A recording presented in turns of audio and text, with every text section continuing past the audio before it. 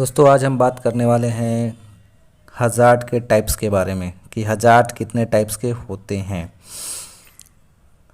Generally देखा जाता है कि दोस्तों हज़ार्ड जो है वो 6 टाइप के होते हैं, जिसमें पहले नंबर पे आता है फिजिकल हज़ार्ड। फिजिकल हज़ार्ड को कैसे पहचानेंगे?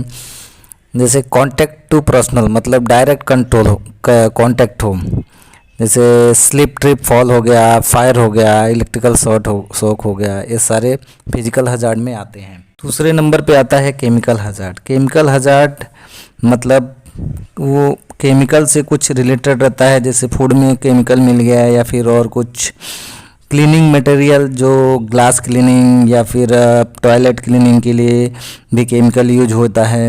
इंडस्ट्रियल में भी बहुत जगह पे केमिकल यूज होता है, तो उससे रिलेटेड जो हज़ार्ड होंगे वो केमिकल रिलेटेड हज़ार्ड में आ जाएंगे।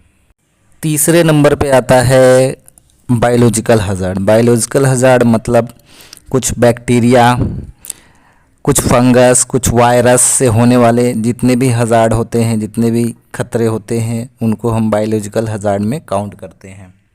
चौथे नंबर पे आता है इन्वायरमेंटल हज़ार्ड। इन्वायरमेंटल मतलब वो अपने वातावरण में कुछ हो रहा है एक्टिविटी, उसके कारण जो अपने को हानि पहुंचती है, वो इन्वायरमेंटल हज़ार्ड में आते हैं।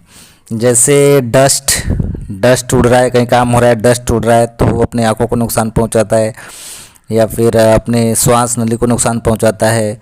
तो वो उससे जो हमें नुकसान पहुंचता है वो भी खतरा है, तो इन्वायरमेंटल में आता है। जैसे नॉइज़, बहुत ज़्यादा आवाज़ आ रहा है, जैसे पोकलेन चल रहा है या फिर कुछ और ब्रेकिंग का कुछ काम हो रहा है, वो भी इन्वायरमेंट में आता है, तो इसको हम इन्वायरमेंटल हज़ार्ड बोलते हैं।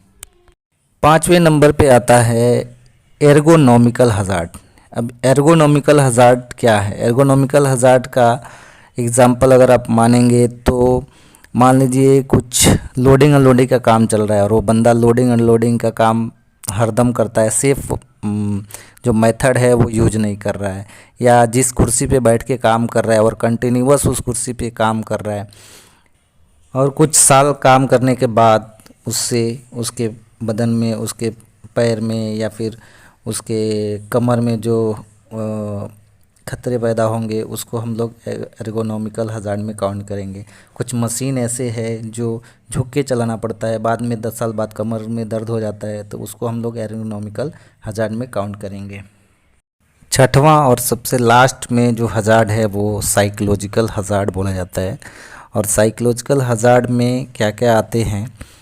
साइकोलॉजिकल हज़ार्ड में स्ट्राइक, कंपनी का स्ट्राइक हो गया या फिर यूनियन बाजी हो गई, उसके वजह से जो प्रभाव पड़ता है लोगों के, जो जॉब छीनता है या फिर काम रुक जाता है, कंपनी का प्रोडक्शन रुक जाता है, वो भी, उसको भी हम साइकोलॉजिकल हज़ार्ड में मानते हैं, और ये सारी चीज़ें साइकोलॉजिकल हज़ार्ड के अंतर्गत आती हैं।